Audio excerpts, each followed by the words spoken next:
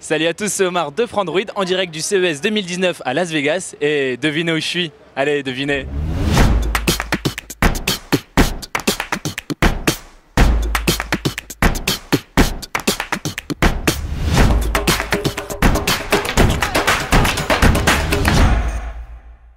On est sur le stand de l'entreprise Bell, B-E-L-L, qui s'est associée avec Uber pour créer ce taxi volant qui en fait est prévu pour voler dans les villes, pour ramener d'un point A à un point B, comme le fait Uber aujourd'hui avec ses voitures. Sauf que là, le taxi, non seulement il est volant, mais en plus il sera autonome. Taxi volant, il ressemble beaucoup à un hélicoptère avec 6 hélices, mais des énormes hélices là juste au-dessus de moi.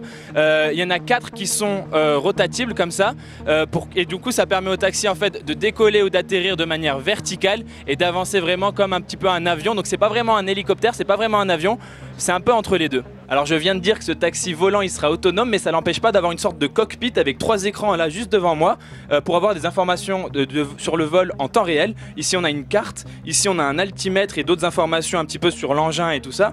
Et ici on a carrément juste une vidéo des paysages qu'on est en train de survoler. Alors quand on oublie qu'on a 6 énormes hélices au-dessus de la tête, quand on regarde juste l'habitacle à l'intérieur, il ressemble à une voiture assez classique, un peu sportive quand même, ou un bus vraiment un peu classe. On a des sièges, on dirait que c'est du cuir.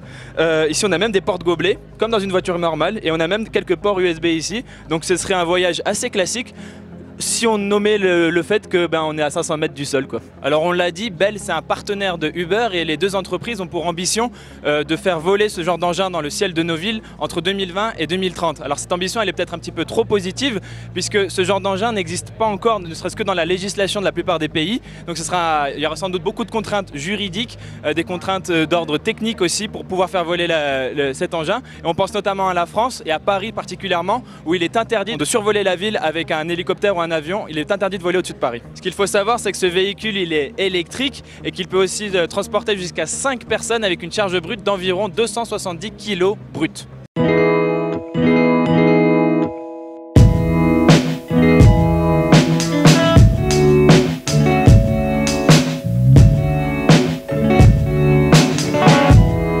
Je viens de vous dire qu'il n'y avait que 4 hélices qui étaient rotatives.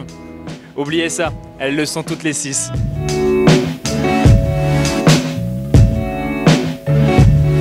Alors ici sur le stand de Bell, on a croisé Philippe Lagarde qui est ici avec moi et qui est représentant de Safran, l'entreprise française qui a conçu le système propulsif de l'engin qu'on voit juste là-bas. Vous, vos ambitions en France, est-ce qu'on pourrait voir cet engin voler, ce VTOL du coup voler dans un avenir assez proche?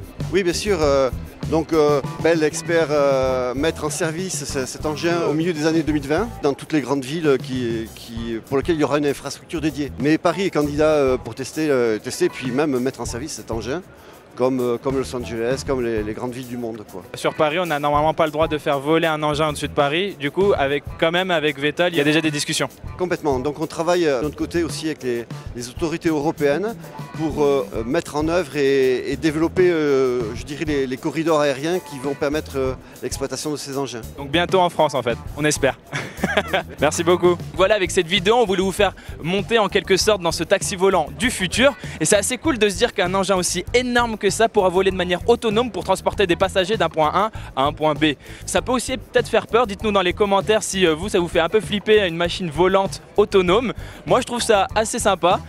J'ai hâte de voir ce que l'avenir nous réserve et c'est un petit peu ça, cet esprit du CES. Merci de nous avoir regardé cette vidéo jusqu'au bout. Moi je vous dis à très vite, à très bientôt sur Frandroid.